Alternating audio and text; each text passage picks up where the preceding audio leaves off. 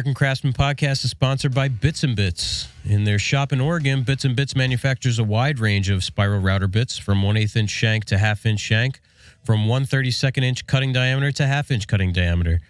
They make upcut, downcut, compression bits, and more. They're used in router tables, handheld routers, and CNC machines from hobbyists to production shops. They coat their bits in a Astra coating, proprietary nano coating designed to keep the bit running cooler, prolonging the sharpness of the cutting edge. They're the only factory-authorized dealer to Astra coat white-side router bits. Their expanding line of white-side bits ranges from spiral flush trim bits to roundovers, chamfers, rabbiting bits, and more. They're a Festool dealer stocking mainly router and domino-related accessories and consumables. You can check them out at bitsbits.com and use our coupon code American Craftsman to save yourself 15%. Ladies and gentlemen, welcome back to the show. Here we are again. Yeah, another Thursday in the basement.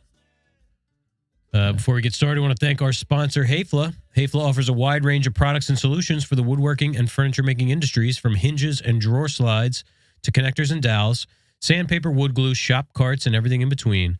Exclusive product lines such as Lux LED lighting and Slido door hardware ensure that every project you create is built to last. Learn more at hafla.com. Check it out. Thank you, Hafla.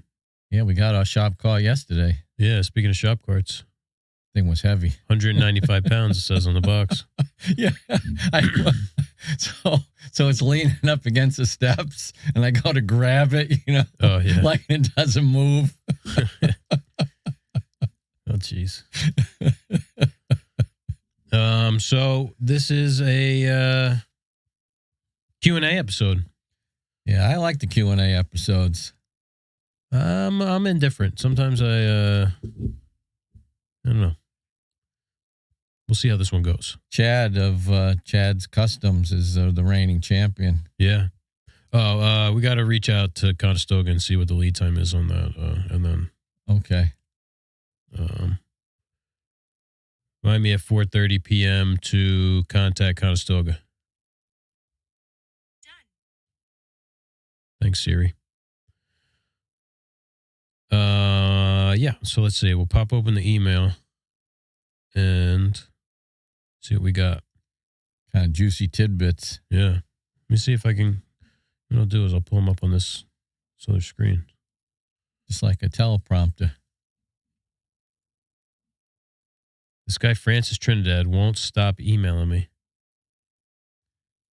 Where's he from? 236 Sweet Spot Street. That's not fake. Definitely not.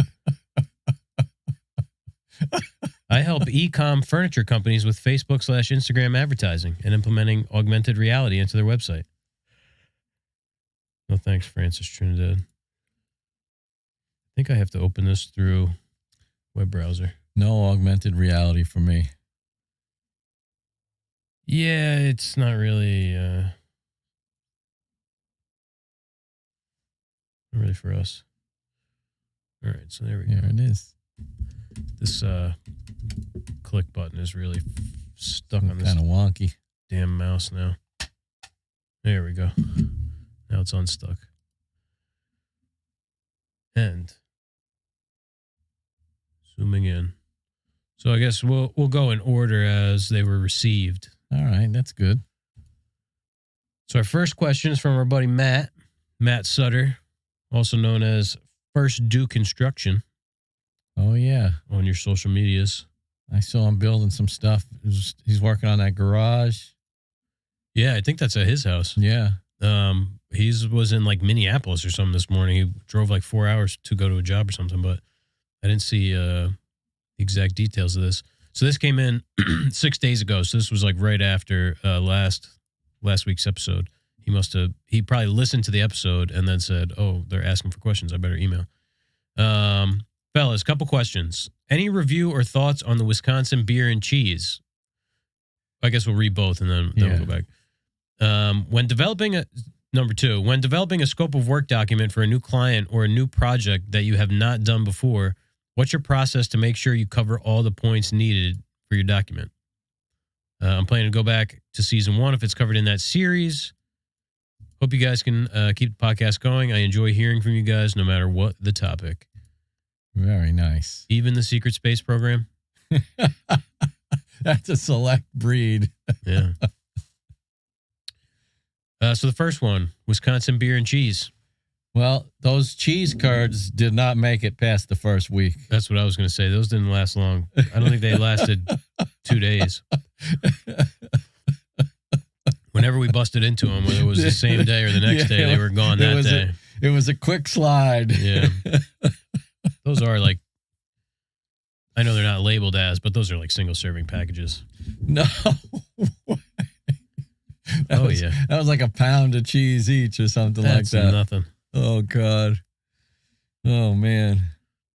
They were good. Yeah. So what did he bring us?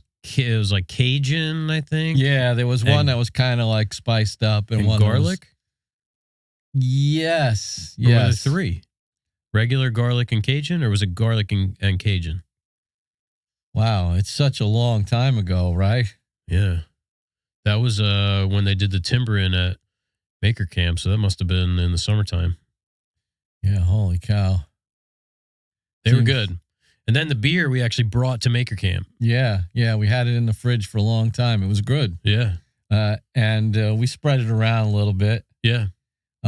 Everyone enjoyed. I think there was was it a coffee flavored one? It was like a milk stout or something. Yeah. That was the one I had. Yeah, I tried, there was 12, so I think there was 6 different kinds, 2 of each. I must have had 3 or 4 of them. Yeah. They were good. It was all good. Good. And it was especially nice thinking, of getting them as a gift. That made them even tastier, I think. Oh, yeah. And, we missed you at Maker Camp, Matt, so it was like you were there. Yeah. What do you think about this second question? Well, if you've listened to us for any length of time, you know that we work off of a spreadsheet that we develop.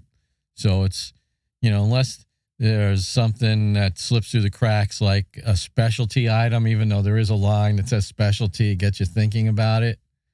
We pretty much have all the bases covered. Mm-hmm. I'm wondering if he's talking more about like verbiage within the, because he's saying scope of work document. I see. I mean, really, it's just, you just got to be thorough and really think hard about the job and how you're going to do it and what should be spelled out super specifically or not. Mm-hmm. Sometimes you leave things purposely ambiguous and sometimes you make them extremely specific on purpose. Oh, yeah. Depending on what the end goal of the project is. Sometimes you don't want to spell it out because you want a little bit of flexibility when you start building it to say, okay, well, we're going to do it this way or that way or whatever. And then other times you want to be able to say, they could say, well, what about this? And you say, well, no, look, it's right here. We said it's going to be exactly like this. And that's what we did. So, and inevitably one way or the other is going to bite you in the ass at some point in the job. But, go ahead. No, you go ahead. I kind of like to go through the job in my mind, you know what I mean, step by step too. That's exactly what I was just about to say. Is think about, picture the fabrication and the installation, and then that'll get your mind working on what could go wrong or what, whatever. That's kind of what the document's for, really, Mm-hmm. To safeguard against any confusion as to what you're going to deliver, and sort of, it protects you and the client. But, since we're drafting the document, we have our own protection in mind first, right. I would suppose. Mm-hmm. Yeah, try and think about any kind of potholes you might step into. They're always there. So thanks, Matt. That was a good question. Yeah, I hope it helps. I'm sure we talked about it at some point in season 1. We probably talked about that in the Patreon, the first live stream that we did, which we don't do those anymore. But if you sign up for the Patreon, you do have access. I think Matt is a patron or was a patron, or I don't know. But yeah, that should be in there going back to probably December 2020, something like that. Wow. Yeah. That's quite a long time. All right, here's our next question. It's from our buddy Miles Thompson. He's also known as Timber and Vine Woodworking, or Eat, Drink, Wine Guy. I don't know if that's a public. Let us know, Miles, if you want that publicly advertised. I guess a little late now, but hey, Jeff and Rob, hope you're well. Congrats again on the new digs. Very, very exciting. Some podcast questions below for you. What larger project or projects in scope or in size are you looking forward to do most in the new shop that you couldn't really do in the old shop? What are the plans with the laser cutter now that all the boxes are done? You got the slider and the forklift. What's next big or small tool purchase? Also, would love to see you bring back John Peters or Manny or one of your many other guests from the podcast. They were always great podcasts to listen to. Take care otherwise, and good luck with the move. Cheers, Miles. You know, it's funny that he mentioned bringing guests on, because I was thinking about that today, because I could have sworn we'd had one podcast in the bank. That's why I was surprised when you said we had to do a podcast today. But it was on my mind this morning. I was like, you know, once we move into the new shop, we'll have a little studio set up. It'd be nice to have some guests come back again. Oh, yeah. Yeah, I mean, you know, it's tough here. Hey, it's my house, and, you know, there's the travel and getting somebody here during the day, you know, when we typically record the podcast. But I think, yeah, once we're set up over there, it would definitely be nice. Yeah. Yeah, I missed those episodes as well. Yeah. I mean, they're so easy for us, too, because... yeah. A lot less talking. And the other thing is, it makes us there's just more to talk about. Oh yeah. There's just more to talk about. It's easy to talk to someone else for an hour. Mm-hmm. But for us, a lot of times we come down here, if we don't have something in mind, I mean, it's hard to eke out an hour of a podcast without a real focused topic, which is, you know, we're not always the best. That's why season 2 was so good, because it was so focused. Mm-hmm. But, you know, it gets a little heady for people too. Yeah, yeah. John Peters and Manny are both two good guests. We could have Keith on. Yeah. I'd like Lou to come on. I don't think he wants to come on, though. No, Lou's the reserve type. Yeah. Well, we'll work on him. We'll just mic him up without him knowing. It'd be like, you know, when they do that like on football, the mic'd up. Yeah, we'll hear. I could imagine what he'd be saying all through the day. I got a new test result in my chart. Uh-oh. From New Jersey Urology. I don't have any tests. What the hell could it be? Oh, man. We could talk about that next episode. Yeah. So what do you think? What larger project or projects are we looking forward to doing most in the new shop? Well, before I even get into that, I'm looking forward to just doing the regular size projects. Yeah. Spread out. Mm-hmm. Where I don't, you know, I could, if you're doing something, I could go over to the saw or whatever, you know, you don't have to worry about bumping into something or, you know, it's going to be nice to just to have a little bit more breathing room around all the tools. Be able to, you know, use any machine at any time because there's nothing in the way. You don't have to unplug something and plug something back in. You know, you could stash parts, you know, cut stuff up and put it on a cart and leave it in the corner until you're ready to work on it. I mean, larger projects like, you know, now if we get a kitchen, it's going to be a lot easier because of the size and everything. Yeah, those multi-cabinet jobs are really where it's at, you know, especially with the slider and the edge bander. Yep.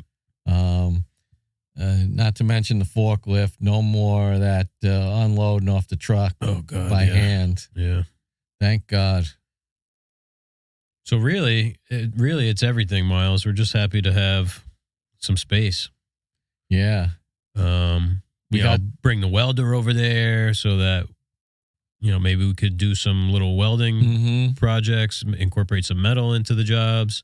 where we don't have to lean so much on Manny and trying to do things after hours because we can't be welding in the shop while we're woodworking in the shop. And it's not, I mean, the shop's not set up for welding anyway. No.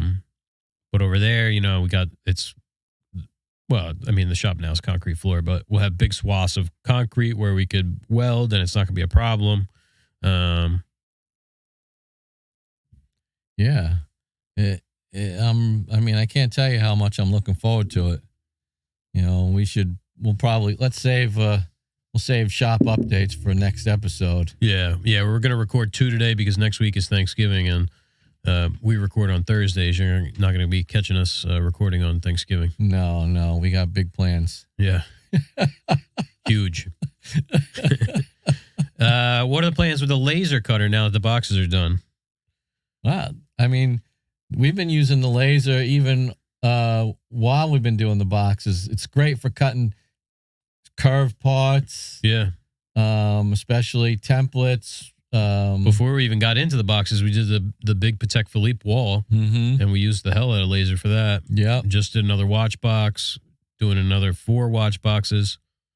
So it's in constant use. Plus, we're going to be doing more boxes. So yes. Yeah, we learned a lot first run. Next run will be better and probably a little bit quicker. Hopefully. And it'll seem like it anyway because we're only going to attack 500 at a time. Right. Yeah, 1,000 is just too much. Yeah. Way too much. Oh, man. Yeah, because 1,000 really means like 1,100. Right. I wouldn't mind trying some more engraving and things like that, and putting logos and stuff on parts. Yeah, so we're doing the foyer thing for Nancy, and we're gonna use the laser to cut these acorns into the door panels. So we use it for that. It's super handy for all kinds of stuff. It is.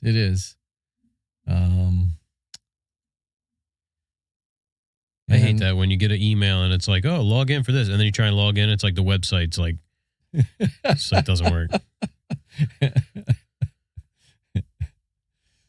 So next question. You got the slider and the forklift and I don't know if Miles doesn't know or he just forgot that we got the edge banner as well. What's the next big or small tool purchase? Well, we got to get those machines up and running. We got to get our hands on a couple of manuals. Yep. I forgot. I got to email Styles. We got to put some parts of the slider together, that fence and stuff like that. I was looking at it a couple of times while I was there. I don't know if there's like a couple of nuts and bolts missing or maybe, but I have to get that going. Just clamp a 2x4 on there. Yeah. I don't know. What are you thinking? What's on your wish list? I wouldn't consider it a tool, but we really want to get some cantilever racks for the one for the plywood and one for the hardwood. I put a call out to a place on Tuesday and he said, oh yeah, I'll email you something. I might even get it to you tonight. Well, God knows I haven't heard from him. Racks and shelving. Yeah. Not in the near future, but if things go well, that cut center. What? Yeah. Is that what it's called? The cut center? Cut ready cut center. Yeah. We got to find a spot for that.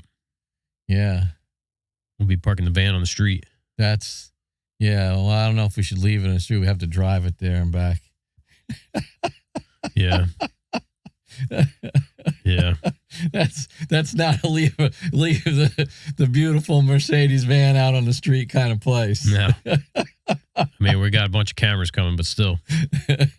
Tain't enough. Yeah. Now that we can't return those freaking 8 cameras, we could probably run a couple of those outside, like through certain spots, but I can't see running all those wires. No. You know, we could have some inside and then maybe one or two outside. But that's a discussion for next episode. But aside from that, I mean, I don't know. Yeah, I like the idea of shelving. Oh, the Cut Ready Cut Center. We didn't even say that. Have we talked about that before? I don't think it's so. It's just a crazy CNC that's it's a 5x10 CNC that has integrated software. Right. It's like a pre-programmed cabinet making CNC. And you can run your own files on it as well, but it removes a lot of the need for programming out. Yeah, it'd be really handy for doing. Again, we keep coming back to a kitchen because that's the easiest example of like a multi-cabinet job where you're doing all this casework. Yep. You tell it that you want to do, inset doors and face frames. Yep. And it does all the math. You just say, I need a 25 and 7/8 inch wide cabinet. Yep. And it computes all of the inners and prints out labels. I think you can enter your edge banding thickness if you don't have pre-milling. It prints a sticker for your off fall, like the pieces that are left over, and then you could scan those back into the machine, and it'll use those on your next run. You know, like it'll fill those in with rails and whatever first. Pretty cool. I think you could cut drawer boxes on it. Yeah, it's got a suction cup thing that flips the sheet over. Yep. Aside from that, I mean, I think a planer would be nice. New planer. Yeah, bigger planer. Yeah, like a 20 some odd inch or a 30 inch. Yeah, something that moves faster because that thing is damn slow. I'd like at least a 24. Yeah. That's something we could probably pick up at an auction too. Oh yeah. And luckily we'll have a sub panel right near those tools. So again, I don't want to ruin our material for next episode. So yeah, really, we want some racks, and we'd like to get a CNC if the work's there. Yeah, definitely. And we kind of spoke about the guests. Yeah, guests. We want them. Yeah, and we're looking forward to it as well. Well, good questions, Miles. Let's see who's next. Next up is Cody Homan. Yeah, I think so. Homan or Homan. I'd say probably Homan. Yeah. 2-part question. What's your preferred construction for kitchen cabinet boxes, and how do you size them in comparison to your face frames? For example, if your face frame has a 30-inch opening, would you have a box with a 30.5-inch opening to give you a 1/4-inch difference on both sides? Thanks for the help and love the podcast, Cody. Well, I like for a kitchen, for any long run of cabinets, I like a separate base. Although, using because I never used the feet before, like the legs, but that's pretty easy too. Yeah. But I like the base, and especially when I worked by myself, you could go in on a day, and I used to like to do that when the cabinets got delivered. I would call that like a day one thing. The movers would bring in the cabinets, and I'd set the base, and then it was easy. Yep. Just plop the cabinets on top. So I guess the construction would be, what would you call that, where the boxes don't have that cutout for the toe kick? Just a loose toe. Yeah, that's the way I like it. They call those like gabled end, where it's an integral toe. Like those are, they call them gable ends. Yeah, I like to use the legs mostly because building the box toes is very time consuming. That's true. And then you got to make sure that they're nice and rigid, otherwise it defeats the purpose. Right. And they use a lot of material. So you might use an entire sheet of plywood for one run of cabinets. Let's say it's a 12-foot run. Mm-hmm. By the time you rip it up into 4-inch strips or whatever, you're a whole sheet of plywood in basically. Yeah. And they're big too. Like you got to move them. And, yeah. And when they're not rigid, they start to bend. When and you got to shim the hell out of them. The feet are cheap. They're fast to put on. They're super strong. They have a lot of adjustment. You don't need to use any shims on the bottom. We haven't tried it, but a lot of guys do a cleat on the wall and then feet in the front, which seems like a good system because it's hard to adjust the ones in the back anyway, unless you use the Hafla. What do you call that thing? Axillo? Yeah, we have one in the shop. We had that they gave us or did we buy that? That's one? not. Well, I bought that. I have the feet right over there for my kitchen. So I bought the cheap one, or what does Rich say? The less expensive one? Yeah, there's no salesman. cheap. He said, "Well, it's not cheap. It's just less expensive." I like the idea of a cleat on the back because that's a way of like setting the back completely straight and level. Right. I never tried that, but I think I might have done it a couple times, but on a singular cabinet, like where it was like maybe like a wall unit kind of thing between two walls, like in a fireplace or something like that. Where you have like zero access to the back. Yeah. But for a kitchen, it would be good. Yeah, I kind of like that idea. I was thinking about trying that in my kitchen because the floors are whacked. Yeah, and it's always worse right at that junction between the wall and the floor right there. Yeah, it's either built up from the floors being sanded over time or it's fallen away because it's, old. Yeah, there's always something going on in that corner. But I think maybe he's asking too about like the joinery for the cabinet in itself. Yeah. I mean, for face frame cabinets, staples and screws. Yeah. I don't think there's any reason to do anything more than that.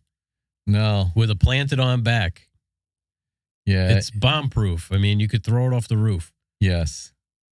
And we've all seen, we've said this 1,000 times, we've all seen the Home Depot cabinets that have been, made out of half-inch particle board that are still hanging up on the wall after 15, 20 years. One screw. Yeah, and it's being held in with one screw, and you're wailing on it with a hammer, and you can't get it to break apart. Yeah. Yeah, I mean, we use good plywood, and we put in plenty of fasteners. Yeah. Maybe 5 staples, 3 screws, something like that. Yeah. I always like to shoot in a staple to get my boxes together, and square, and then go back and countersink the screws in. Use nice whatever 1.5" or 2-inch. I like a 2-inch screw for cabinet construction. Plant the back on.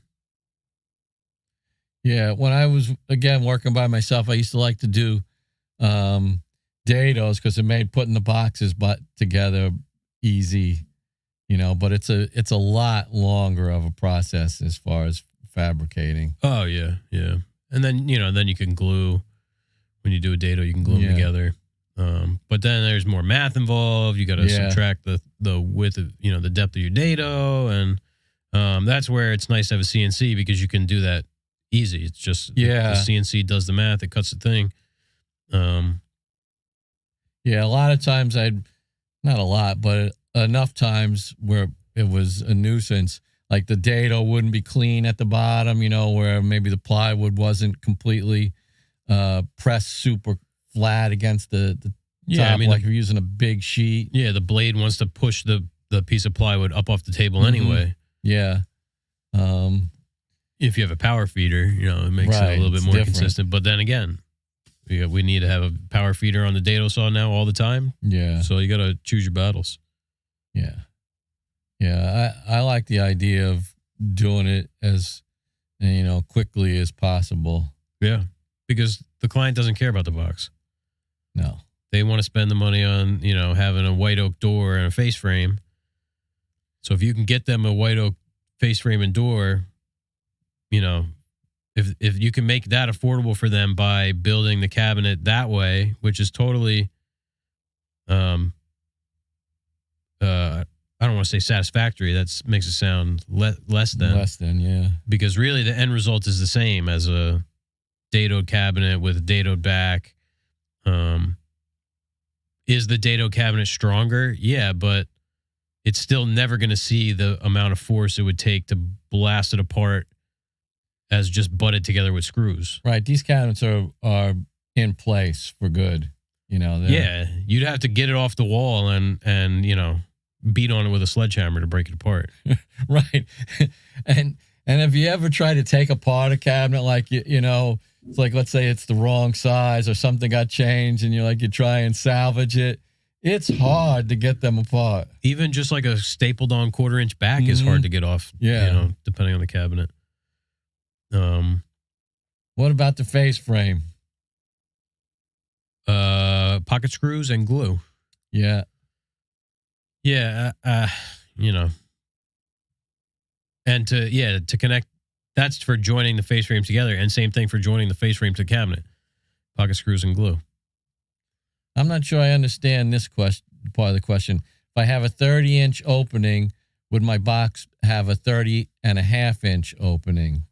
Give me a 1/4 inch difference on both sides. He's saying where are the cabinet members in relation to the face frame members?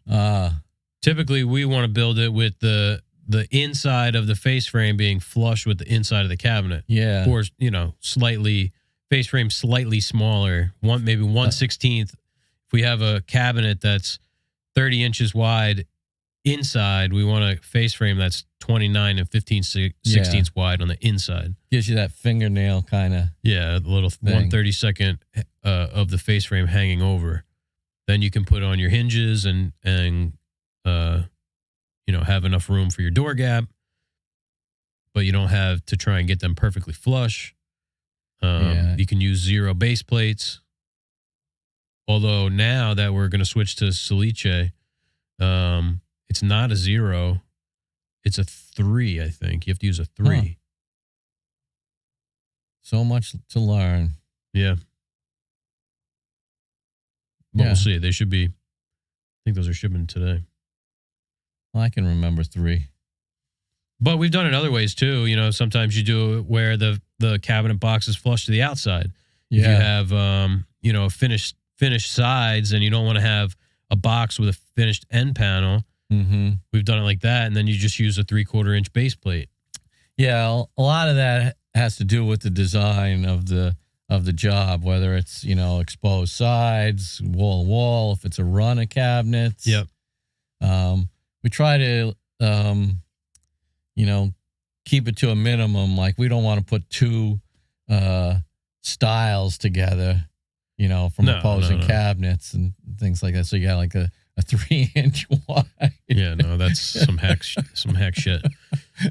Yeah, so like if we have a run of cabinets and it's like a 30-inch cabinet, and this is all face frame, 30-inch opening, 30-inch opening, 30-inch opening, you know, we'll just have 3 boxes that get attached to one another, and then when the face frame goes on, where there's 2 sides touching, well, you naturally have that little 1/32 overhang because the plywood is slightly undersized. Yeah, exactly.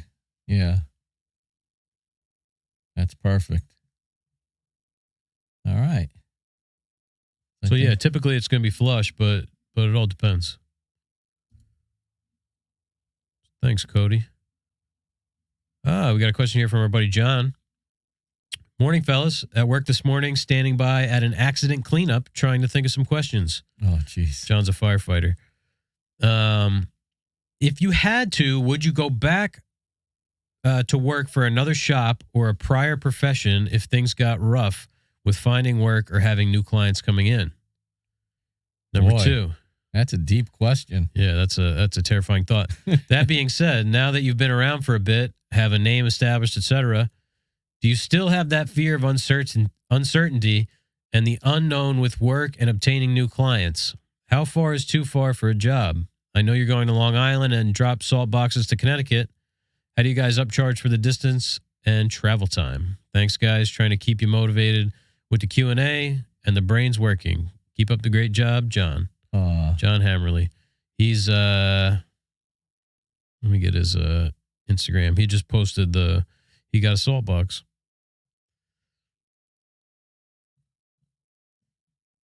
Jacked79 on Instagram. JACKED 79.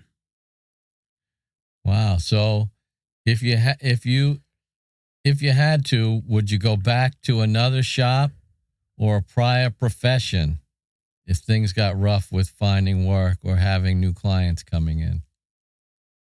I would go back to another shop before I went to a prior profession. Yeah. For me, at my age, it'd be probably a little bit harder to even find a job. You know what I mean? You get aged out. Yeah. So it'd have to be somebody who knew me. You know what I mean? That's what it would have to be. Go back to work for Tom. Oh my God. I might just have to take early Social Security or something. Because I couldn't get a job teaching at 60. Yeah, it'd be tough. I could probably get an adjunct. I could go back and do something like that. Boy, that is a terrifying thought to try and do something like that. Yeah. I think I would just work that much harder. I mean, when there's no work, you have all that extra time now to just beat the bushes. Yeah. And that's always been the case. I mean, whenever it's been slow, and it would have to be a pretty catastrophic event to, we'd have to really be down and out, no work for month, it'd have to months. go on for quite a while. Yeah. I mean, I don't have that kind of savings to last for that long, but you try and eke it out somehow before you hang up your hat. Yeah. Well, that would, God forbid the economy collapses or something like that, then everybody's in trouble. We'll just start selling drugs. That's it. We're in a good location now with the new shop. Yeah. This high demand area. Yeah, we could sublet spaces, even though we're not supposed to. Yeah, well, whatever it takes. Yeah. That's how I grew up and have lived my entire life. Basically, I know you're the same way. You do whatever you got to do. You got to be scrappy. I mean, when I first moved to New Jersey, and I was a teacher at the time in New York, I was waiting for my teacher's license to come through. Now, the shop and my house are right next door to Food Town. First thing I did was I walked over to Food Town and got a job there. Yeah. Because when you don't have a job, nothing's beneath you. Yeah, you just got to get something. And I worked slicing cold cuts. And believe me, that could be a demeaning position. With those loose gloves. Yes. Those vinyl gloves. And people talking down to you all day long about how you're slicing their deli meats. And I hated that job. But I went in at 5 o'clock every morning until, I had something else. Yeah. And you can't feel bad. You go work there for whatever, even if it's just a couple weeks. Yeah. Until something better breaks. Exactly. Let's see. That being said, now that you've been around for a bit and have your name established, et cetera, do you have fear, uncertainty, and the unknown work and obtaining new clients? Yeah, I mean, I think it's always going to be there, but it's definitely less than it was in the beginning. Yeah. I don't really worry much. And that's just, again, point of my life, where you just don't. But when you're in business for yourself, that's always has to be a concern. You could never be complacent. Yeah. The biggest thing you got to realize is that worrying about it isn't going to fix it. No. So it's really a fool's errand to even worry about it. You shouldn't be worrying about the fact that you don't have any work. You should be worrying. You should just be working at getting more work. That's what I mean. You should be worried about the fact that you're not out there getting the work.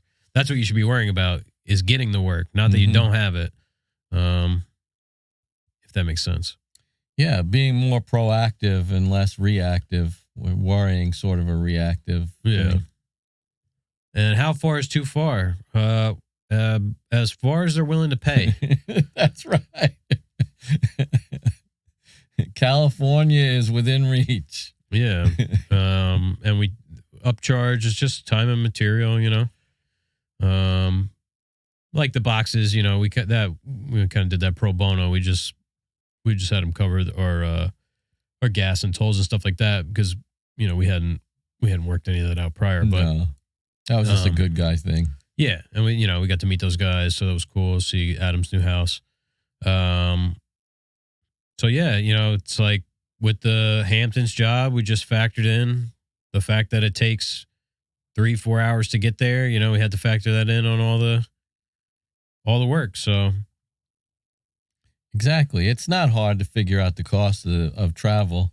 no, and then you add the pain in the ass factor, the fact that it is a pain in the ass to go out to the Hamptons, so you got to charge a little bit extra. Exactly. But it's a cool job. They're nice clients. It gets us out into the Hamptons. We get to A, go to the Hamptons, B, get to have work in the Hamptons. That may lead to more work. There's a good client base out there. So those are all part of the quote unquote income of the job as well. Mm-hmm. Yeah. Yeah, it's a little adventure actually. Yeah, it's out there. an investment into what could be. So no distance is too far. yeah. Thanks, John. We got John's been trying to get over to the shop. He's got some T-shirts for us. Oh man. But things have been so crazy. We got a question here from our buddy Ed Johns, local guy. Hello, Jeff and Rob. Love listening to the podcast and best wishes for the new shop. It's going to be awesome and is an inspiration for those following along on your social media. For a hobbyist / single person garage woodworker / aspiring Etsy boy who just recently upgraded to a real table saw, Delta Unisaw. Nice. Transitioning from Home Depot, Avanti, and Diablo disposable saw blades to some quality stuff is quite a learning curve / wallet bomb. What set of blades would you consider essential? Combo tooth, dado, thin line rip, etc.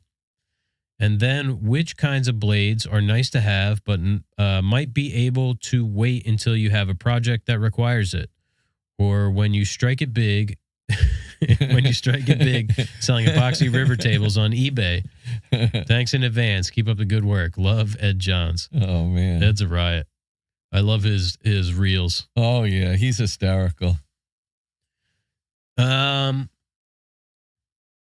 think the truth of the matter is that good blades are not that much more expensive than the Home Depot. Maybe not Avanti. Avanti's pretty cheap, but the Diablo stuff, a good blade is not that much more expensive. No, and it kind of evens itself out in its ease of use and lifespan, I believe. Yeah. You're going to get a better result, which is going to save you time and pay for itself in that way too. What set of blades would you consider essential? Combo tooth, dado, thin line rip, etc. I mean, basically, if you want to get super basic, just get yourself a 40 tooth combo blade. Mm-hmm. I mean, a dado's another thing, but with a dado and a 40 tooth combo blade with the ATBR pattern, I mean, you could do pretty much anything with those two blades. I'd add in the plywood blade, I guess, when you could. Yeah. So really those three things. So what I would do is go to carbide.com, and that's where we've bought every single blade we have for the last probably 2 years. Go on their website and you plug in what you're looking for. It'll say like, all right, what do you want? You're looking for circular saw blades. You're looking for this, that. Okay, you go circular saw, 10-inch, 5/8 inch arbor. Well, what are you doing? Are you cutting hardwood?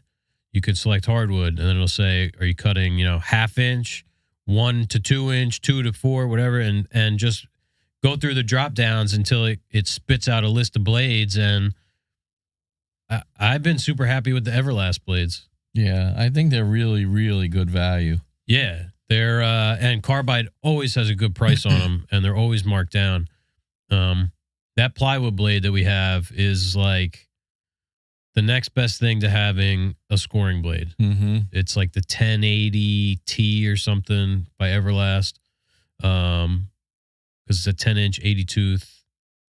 Yeah, 10-inch 80 tooth, like double faced laminate blade, but we use it for all the plywood. Cross cut, I mean, super clean.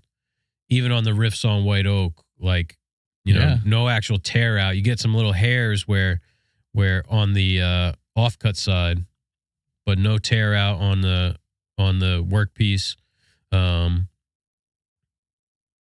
Yeah, I mean, I've been super happy with the Everlast blades. We probably have half a dozen of them now. Yeah, we got that nice. We've got 2 of the 12-inch. I think they're 100 tooth 12-inch that we use for even cutting rough lumber. Mm-hmm. And we haven't even changed that blade yet. We've been running for over a year. You know what I was shocked at? I kept looking at every little all those chamfers you just cut? The chamfers I cut this morning. I was like, I can't believe how nice this is cutting. Yeah, it's like a picture frame blade. But we use it for everything from rough lumber to, Rob was putting finished chamfers on vanity legs this morning. White oak. Yeah, and it hasn't been sharpened yet. No. Yeah, we've had that for a long time. Over a year. Yeah, because who was it that said that the blade wasn't going to make it? Dynamic Saw in Buffalo. Oh, yeah. Because I accidentally ordered one with a 5/8 inch bore. I wasn't thinking, and because it was for the miter saw, which is a 1-inch bore. So ordered it, and then it came. I was like, shit. So I called up Dynamic Saw. I said, do you guys rebore? Because that's who we were using at the time for sharpening. I said, you guys rebore blades? Oh yeah. What do you got? So I said, yeah. We use it for rough lumber. Oh, that thing's not gonna last at all. It's gonna be burning everything up. Blah blah blah. Well, it doesn't burn anything. There's not one little burn mark on those legs. Not one. I mean, it cuts amazing, and it's cut everything from pressure treated that's been sitting under Rob's deck for 2 years, and pallet wood that we're breaking down. All the scrap wood gets cut into chunks on there, and all the plywood and everything. It gets abused, and then you go and use it for a finish cut, and it cuts great. Yeah, we don't even think about that saw or blade at all. We give it no love. Yeah, and that's a great blade. You're talking $100. That plywood blade that we were talking about, I think Carbide has it for like maybe $80. Yeah. You can get some of the 40 tooth combo blades for like 60, 70, $80. I mean, a Diablo blade, I don't know what they cost at Home Depot, but when I used to buy them at Builders General, I'm pretty sure they were like $80. Yeah. And they're flimsy. They got that stupid red paint on them that comes off on your workpiece. I know. Listen, if they say that there's a coating on there for whatever, non-stick coating, the plate of the saw blade is never supposed to touch what you're cutting. Yeah. Unless it's got a big wobble in it. So that's just all marketing BS. That's what the teeth are for. Yeah. Unless the blade is fully silver, probably not any good. I don't know about those Harvey blades that they're kicking around now. It's just some other brand that's like Lights or something, Leitz. That they're just rebranding under their own thing. I used to use the Woodworker too. Yeah. They got really expensive. They're about $140. Yeah. Maybe $150. Yeah. And I haven't that. Yeah. I mean, compare side by side that and like the Everlast that we're using now. No, I don't see any difference. Oh yeah, none. And like the thin line, those are good if you have like a underpowered saw or something like that. Yeah, like a thin curve blade. Yeah. But yeah, I think Ed's Unisaws, it's got to be three horsepower at least. Might even be a 5. So yeah, definitely run a full curve blade. You get the ATBR because it's got a flat tooth every whatever. I guess every third tooth is flat. That way, if you want to cut joinery with it, you can do that. If you cut like you got to cut like a rabbet in the edge of something, you can get a nice square rabbet instead of having a little V groove. Oh, yeah. The little, I remember I was like, always used to say to myself, why have I got that little thing in there? Yeah. Then if you have to glue, you glue it up and it's exposed, you have that little triangle of glue that you see when you put finish on it. For Dado, we have a Ridge Carbide Super Dado Master. Dado Master. Which is like the chippers are like 6-tooth and the outside blades are like 24-tooth or something. It's like a high tooth count Dado, which works nice. That's expensive. That was like $500, but yeah. Do we still have my old Forest Dado set? Yeah, it's not a forest. It's a peach tree, I think. Because we could gift that over there if... We just got it back from the sharpener. Oh. Sorry, Ed. That's our backup for when we send out the other one to get sharpened. Oh, yeah. We just got that back with the last... I didn't know it was still in use. Yeah. It's still got wax. It's all waxed it's still up. Got the blue on there? Yeah. The last time we sent out blades, it just came back. And Ed, if you have any questions, shoot me a message. But yeah, check out carbide.com. Great prices. They're out in California. Who's next? Christopher Dobrisky. He's C. Dobrisky. I think there might be a number after it on Instagram. What kind of big plans does Rob have for the shop once you're all moved to the new place? Recording studio? Thanks, Chris. Yeah, the recording studio's not out of the question, but I don't know. I'm going to put the snowblower in there probably because it'll be easier to get in and out. It'll take up about 4 square feet. Yeah. Might... Motorcycle shop? No, I mean I don't really have any hobbies anymore except playing music, and we rehearse over at Bing's place. He's not going to want to relinquish that convenience. No, and so there's really not much to go on. We might, if things go gangbusters, we could always use it as some climate controlled storage. Yeah. But maybe I'll get the wife in there doing her yoga or... Yeah, right.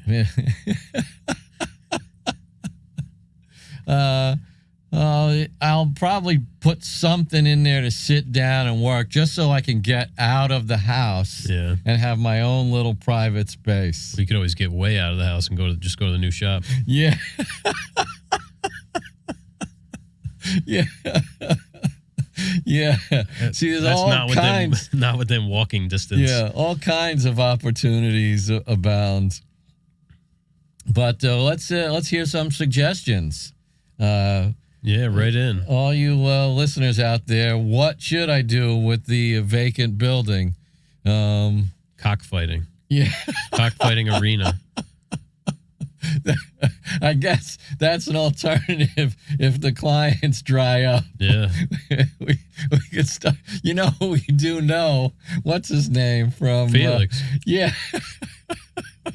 He could probably have chickens in there tomorrow. I know. We'll have some, just get a big dump truck of dirt. We'll pour it in there. Build some benches. Yeah. Oh, man. We'd be taking bets. Yeah. Serving refreshments. Yeah. So it'll be double dipping, taking a slice off the bookie action, the refreshments. Yeah. You know, pay at the door too to get in. Yeah, pay the door, renting to for the arena, for the fighters.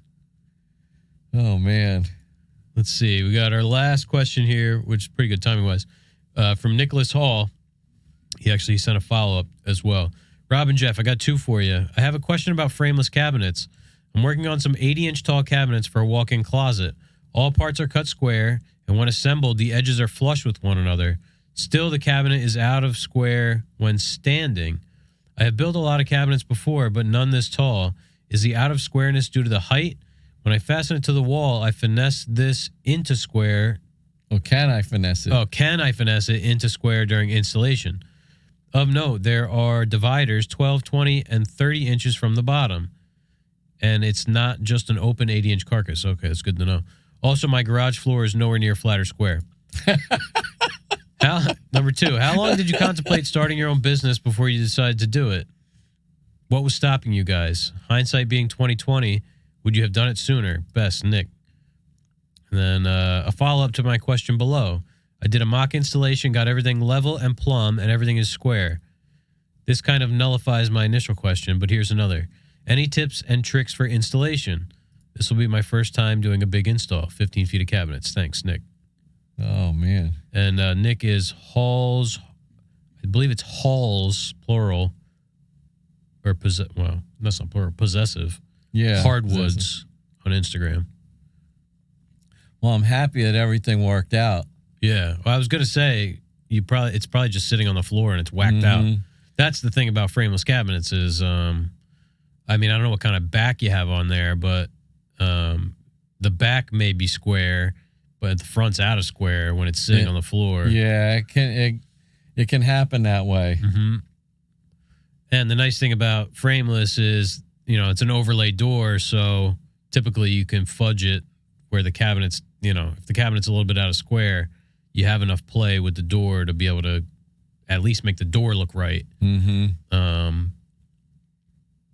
Because like the shop we used to work in, none of the cabinets were square ever. So I would go out on install and I just had to you use the line of best fit and just line all the doors up slightly out into, and make it look like everything is good. Use the old Parthenon example. Yeah, if it looks square, it is square. So I guess that answers, those are our comments for your first question, considering you fixed it, which is good. Yeah. How long did you contemplate starting your own business before you decided to do it? What was stopping you? Would you have done it sooner? That could be a good question for you to start.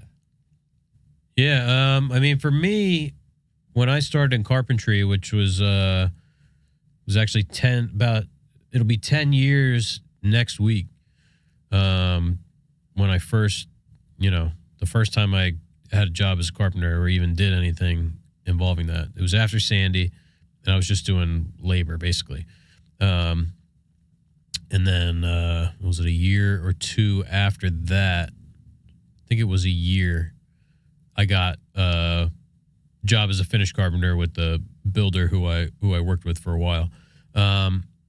But after working for him for, I don't know, let's say maybe like a year, I started to think all right, one day I want to open my own company where because I was doing all the built-ins and stuff, all the closets, site-built closets, all that stuff. So I was thinking all right, this is what I want to do. I want to one day open up a shop and I'll do, build built-ins and that kind of shit. Never kitchens. I wasn't thinking like kitchen cabinets, but more like the, built-in type stuff. So basically it was then, and I knew that I had just started. I learned a lot and I was good, but I knew that it took time. So it was always my plan. But I was just trying to work towards having enough experience and, feeling confident enough and old enough. I was young. I was only 20, whatever. We opened Greene Street. I was 29, 30? Yeah. Which I guess now. Yeah, a lot of people start businesses in their 20s, but I just felt that, I don't know, just felt like I wasn't ready.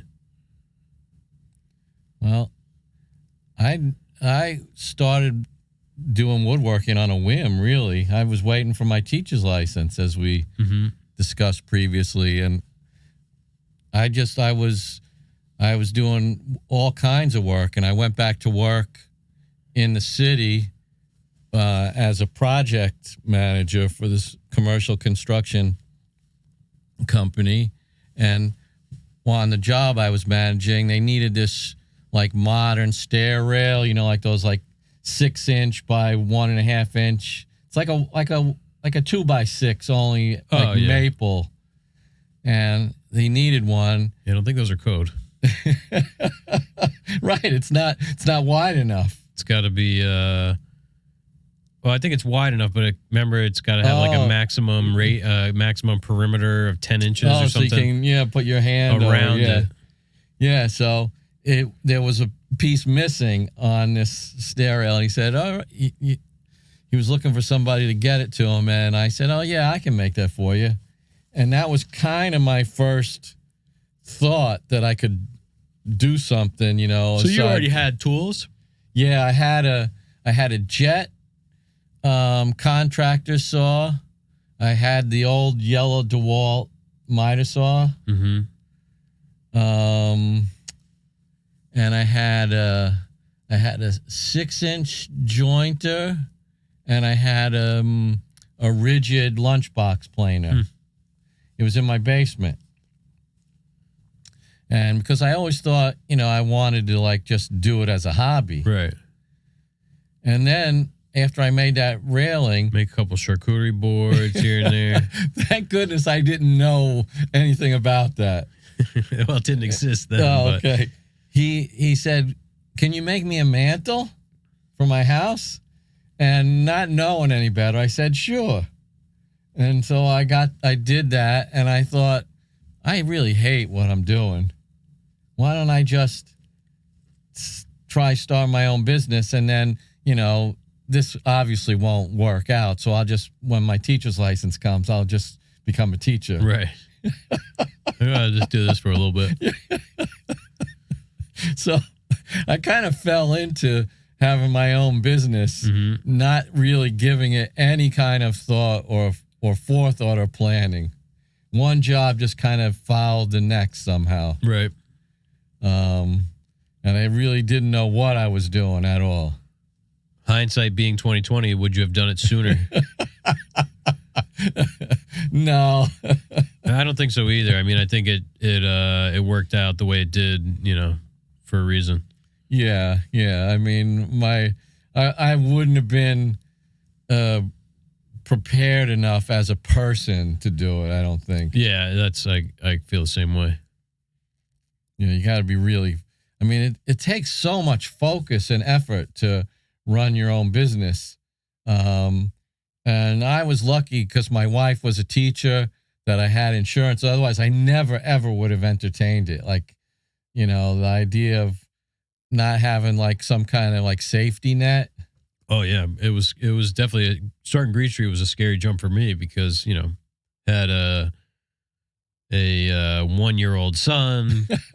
My wife had she doesn't make $1 million. We're both blue collar workers, so it's like we had no safety net. No, you're a hustler though. There's always the going back to work. You knock on the door of like Gottlieb or somebody. So I'm gonna work for Tom. Yeah, I know. As crazy as it sounds, there's always that job there. You make it work. Working for Tom's better than not having a job at all. Right, that's right. It's even better than Food Town. Yeah, a little further though. Yeah. Nick is asking about installation tips and tricks. Do we have any? Well, hire out. Yeah. That's our biggest tip. Have somebody else do it. I mean, you're really the installation expert, but for me, I like to do as much as possible in the shop where it's controlled. I like to do as little as possible and still manage to, do the right job. I like to do it all in the shop if I can. Yeah. Anything you can do in the shop versus in the field is going to be more profitable in the shop. Right. Like one of the things that kind of shocked me at Tom's is that they put on the hardware on the job site. And I was like, why are you doing this? Like you have to kneel down. You have to work on the floor. I mean, why can't you do this on your bench? At least drill the holes. Yeah. And like, before I like to drill all the holes and everything before it's finished so that in case, God forbid, something goes wrong, you can fix it or Tom knows he's going to have to repaint something, so he just figures I'll just throw another door in there, no big deal. So I couldn't figure that out. Or even like he would put drawer faces on the job. I'm like, what is this? Yep. The royal we. I would put them on on the job. Tips and tricks. What about for scribing and stuff like that? Because people, that's a skill. Yeah. Scribing. That's a tough one. Try and use, like known dimensions. Like I need my cabinet to move over 3/4 of an inch. So then use something that's 3/4 of an inch to scribe it. There's more elegant ways to explain that, and it's easier to see. But go to John JCH Cabinets on Instagram, and anything that you need to know about installation, John is the man to learn from.